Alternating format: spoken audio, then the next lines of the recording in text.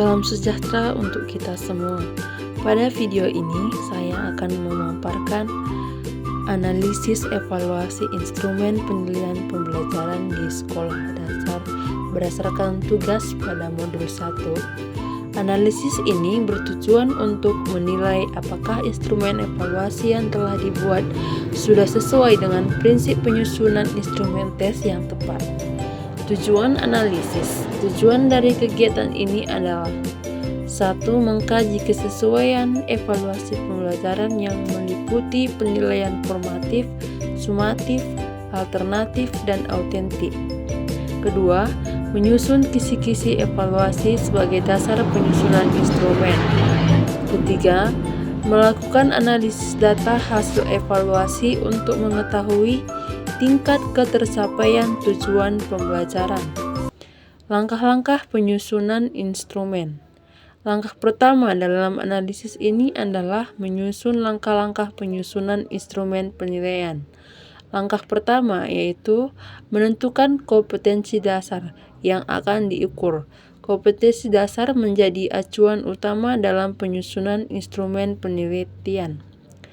Langkah kedua adalah menyusun indikator pencapaian kompetensi. Indikator dirumuskan secara spesifik dan dapat diukur sesuai dengan karakteristik peserta didik SD.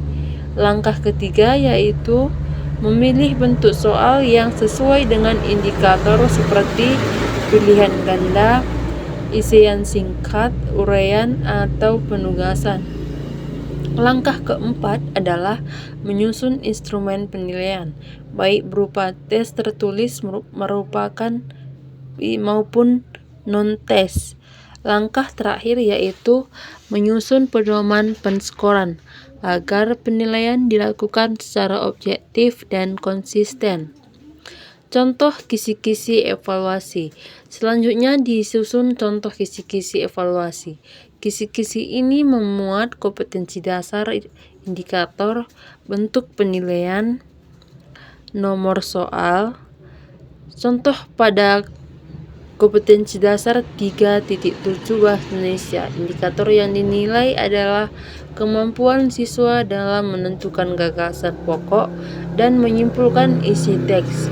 Bentuk penilaian yang digunakan adalah pilihan ganda dan isian singkat.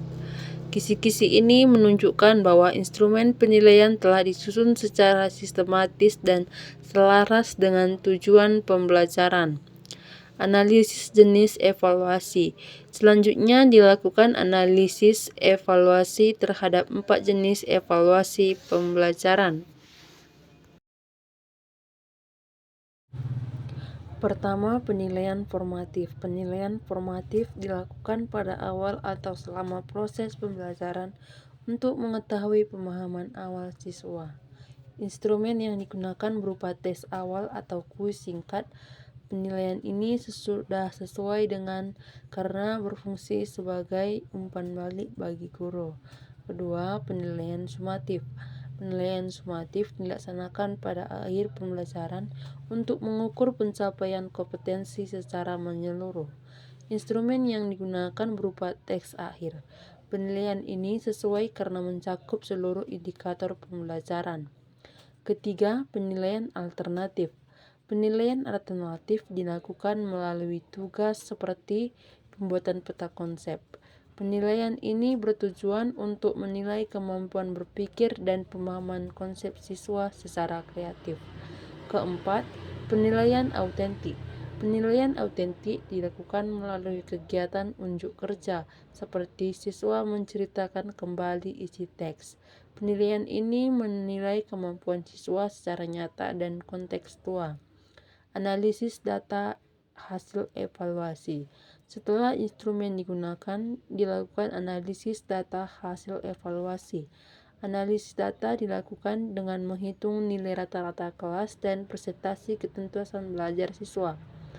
Berdasarkan hasil analisis, diperoleh nilai rata-rata kelas sebesar 78 dengan tingkat ketuntasan belajar sebesar 80%.